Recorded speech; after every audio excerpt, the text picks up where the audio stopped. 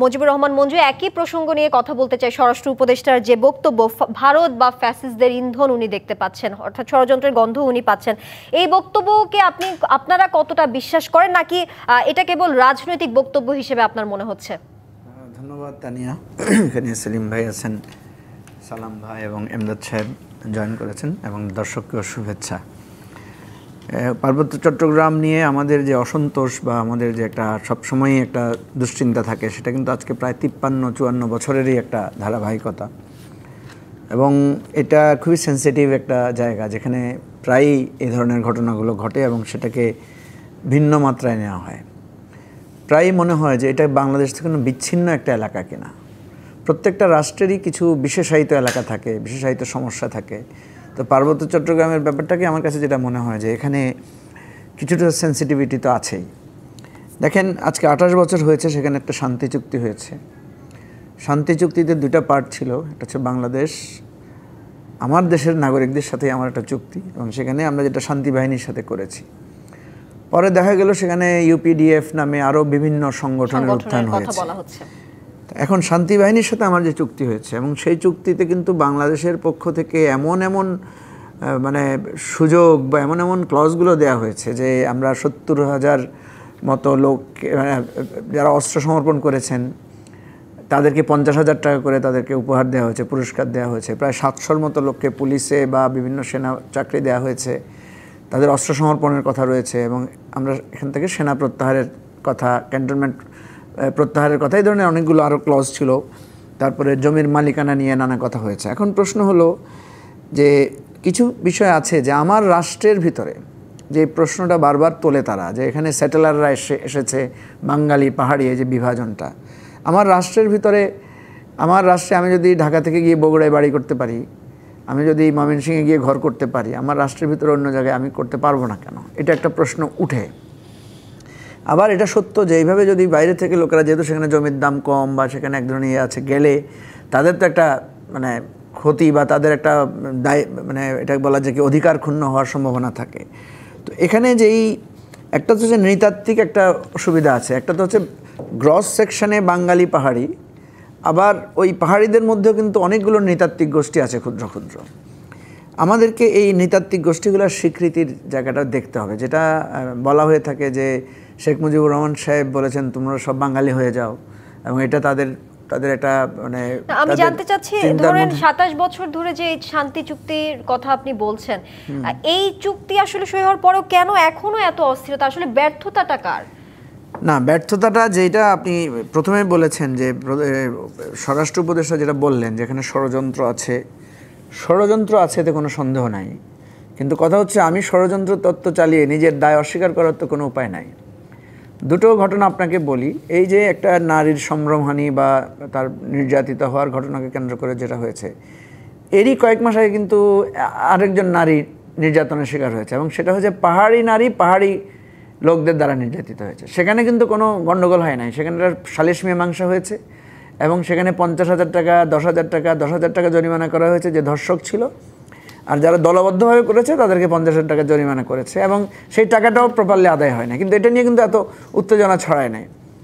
কিন্তু এই যে 27 তারিখের ঘটনাটা নিয়ে উত্তেজনা ছড়ালো, এবং সেখানে আর্মিকে অ্যাটাক করা হলো, এবং কিছুদিন আগে আমরা দেখি যে সেখানে এমন অস্ত্র পাওয়া গেছে, AK-47 পাওয়া গেছে, তারপরে আপনার গ্রেনেড লঞ্চার, গ্রেনেড, খুবই অত্যাধুনিক অস্ত্র পাওয়া গেছে। ওই দুর্গম পাহাড়ে যেখানে ভালো করে মানে উন্নত মানের খাবার পাওয়া, সুপেয় পানি পাওয়া কঠিন, সেখানে এত সফিস্টিকেটেড আর্মসগুলো আসলে কোথায়? জি, মুজিবুর রহমান মঞ্জু, এই বাইরের অস্ত্র, এই বিষয়টা নিয়েও আমরা কথা বলবো। তার আগে যেতে চাই মুজাহিদুল ইসলাম সেলিম আপনার কাছে আমার প্রশ্ন হচ্ছে, খাগড়াছড়ির অবস্থা এখন থমথমে, 3 পার্বত্য জেলায় অবরোধ শিথিল হয়েছে, আমরা জানাচ্ছিলাম 144 ধারা জারি আছে। আপনার কি মনে হয় এই পরিস্থিতির পেছনে রাজনৈতিক দলগুলোর প্রতিযোগিতার কারণে কি আসলে এই পরিস্থিতি আরো জটিল হচ্ছে, কিংবা স্থানীয় শাসন ব্যবস্থা দুর্বল কিনা? মানে আসলে সংকট থেকে উত্তরণের উপায় কি বলছেন আপনি? উপায় হিসেবে কি দেখছেন? ধন্যবাদ। খুবই গুরুতর একটা পরিস্থিতি উদ্ভব হয়েছে আমাদের পার্বত্য এলাকায়, এবং এটা নতুন কিছু না। আমার বিবেচনায় সমস্ত বিষয়টাকে কোন দৃষ্টিভঙ্গি থেকে আমাদের দেখা উচিত। একটা গণতান্ত্রিক, মানবিক যদি আমি হই, এবং আমাদের অভিজ্ঞতা আছে জাতিগত শোষণ জিনিসটা কি। এখানে যে আলোচনাগুলো হলো এবং যিনি একটু আগে বললেন নিরাপত্তা বিশেষজ্ঞ, ঠিক একই যুক্তি একই কথাগুলো কিন্তু পাকিস্তানি শাসক শ্রেণীও আমাদেরকে বলতো। এনবিআর নামে একটা সংস্থা ছিল, BNR, bureau of national integration, intermarriage করো, তাহলে পরে দুই জাতির ভেতরে একটা সমন্বয় হবে। এগুলো তো কৃত্রিমভাবে এটা কোনোদিন করা যায় না। এবং বাঙালি জাতির উপরে জাতিগত শোষণটাকে পাকাপোক্ত করার জন্য এইসব যুক্তি দেওয়া হতো। এবং ব্যুরোক্রেসির একটা নিয়ম আছে, সেটা সিভিল ব্যুরোক্রেসি হোক আর মিলিটারি ব্যুরোক্রেসি হোক, তারা সব কিছুর জন্য যারা প্রতিবাদ করে তাদেরকে দায়ী করে থাকে, এমন সেট প্যাটার্ন আছে। অর্থাৎ আপনি কি বলতে চাচ্ছেন বাইরের দেশের কি ইন্ধন আছে কিনা? বাইরের দেশের ইন্ধনের চেয়ে আমাদের প্রবলেমটা আমি বলছি, আমাদের দৃষ্টিভঙ্গি বাঙালি জাতির বাইরে অন্যান্য জাতিগোষ্ঠী যেগুলো আছে সেই দৃষ্টিভঙ্গিটা গণতান্ত্রিক নয়, মানবিক নয়। এবং এটা আরও দুঃখজনক যে আমরা যখন ভিকটিম ছিলাম এই কথাগুলোই আমাদের শুনতে হয়েছে, অথচ আমরা দেশ স্বাধীন করার পর ক্ষুদ্র জাতিগোষ্ঠীর প্রতি আমরা ওরকম একটা কলোনিয়াল অ্যাটিটিউড। শেখ মুজিবের কথা বলা হলো, তিনি বলেছিলেন প্রথম দিকে এই কথাটা বলেছিলেন, সব বাঙালি হয়ে যাও। গুরুতর কথা। বাঙালিকে যদি বলা হতো তোমরা সবাই উর্দুতে কথা বলো, সবাই পাঞ্জাবি হয়ে যাও, তাহলে পরে আমাদের বুকে কিরকম লাগতো আমি অনুভব করতে পারি না। তারপরে সালাম সাহেব এখানে আছে, কিছু মনে করেন না, জিয়া রহমান সাহেব বললেন আমি ইন্টিগ্রেশন করব। ইন্টিগ্রেশন কীভাবে করলো? বরিশাল অমুক সমস্ত জায়গা থেকে সেটেলার নিয়ে ওখানে বসিয়ে দিল। এইভাবে ইন্টিগ্রেশন হয়? ইহুদিরা সেটেলমেন্ট করছে, সেটার পরিণতি আমরা দেখছি। এবং সেটা কি কোনো মানবিক ব্যাপার? এবং এইখানে সম্পত্তি সমস্ত নিয়ে একটা পরিস্থিতি যেটা সৃষ্টি হলো, উত্তাপ সৃষ্টি হলো, এবং তারপরে শান্তি চুক্তি হলো। আমি সেই পয়েন্টে ডিটেল বলবো না, অন্য একটা পয়েন্ট বলে শেষ করব। শান্তি চুক্তির ধারাগুলো ভালো করে খোঁজ নিয়ে দেখেন এবং এটা নিয়ে ওপেন ডিসকাশন হোক জেএসএস-এর সঙ্গে, ওইখানকার লোকের সঙ্গে শান্তি চুক্তির ধারাগুলো বাস্তবায়িত হবে কিনা বা হয়েছে কিনা। হয় নাই আমি বলছি, তারা ফিল করছে যে এটা হয় নাই। বিশেষ করে ল্যান্ড কোশ্চেন, জমিটা কার অধিকারে থাকবে। এবং ব্রিটিশ আমল থেকে ওইখানকার সমস্ত অ্যাডমিনিস্ট্রেশন স্পেশাল আইন দ্বারা শাসন পরিচালনা হতো, সেটা পট করে আমাদের দেশের নিজের ভেতরে নিয়ে আসবো। এইসব যুক্তি তো আমার খুব আশ্চর্য। এটা পাকিস্তানিরা বলতো যে একই দেশ, তা আমি পাঞ্জাবি 22 পরিবার বাংলাদেশে এখানে কারখানা করে মুনাফা নিয়ে চলে যাব, তোমরা আপত্তি করার কি? এটা কি আমরা বলবো জাতিগত প্রশ্নে অধিকারের বিষয়টা? এইটা খালি একই ভূখণ্ডে থাকলে পরেই, একই রাষ্ট্রের ভেতরে বিভিন্ন জাতি যদি থাকে তাহলে তার আলাদা অধিকারগুলো দেওয়াটা কিন্তু বাঞ্ছনীয়। এখন আমার সবচেয়ে দুঃখ লাগলো,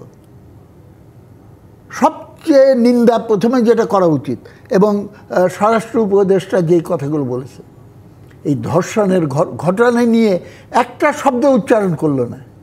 আমি জানি না, আমি পুরো এটা শুনি নাই। তিনি বললেন ষড়যন্ত্রের কথা। ষড়যন্ত্র থাকতে পারে, এই ষড়যন্ত্রের উৎস খুঁজে বের করতে হবে। ষড়যন্ত্রের উৎস হলো এইখানে মার্কিন ষড়যন্ত্র আমার মতে, এবং মার্কিন সেনা এখানে এসেছিল, কি বললো যে এটা কি বলে একটা প্রচার চালানো হচ্ছে।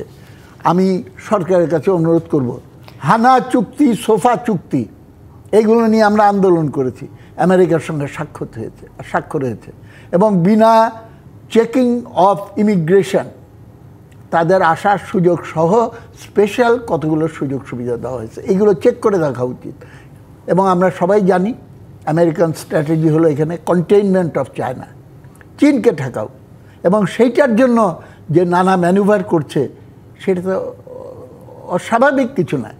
তো সরকারকে তো সেখানে ওপেনলি মানুষের কাছে বলতে হবে যে we are victims of A conspiracy. আমাদেরকে ওয়ার্ল্ড গ্লোবাল যে কনফ্লিক্ট ওইটার ভেতরে জানানোর চেষ্টা করা হচ্ছে, কেন আমরা ওইটার ভেতরে যাব?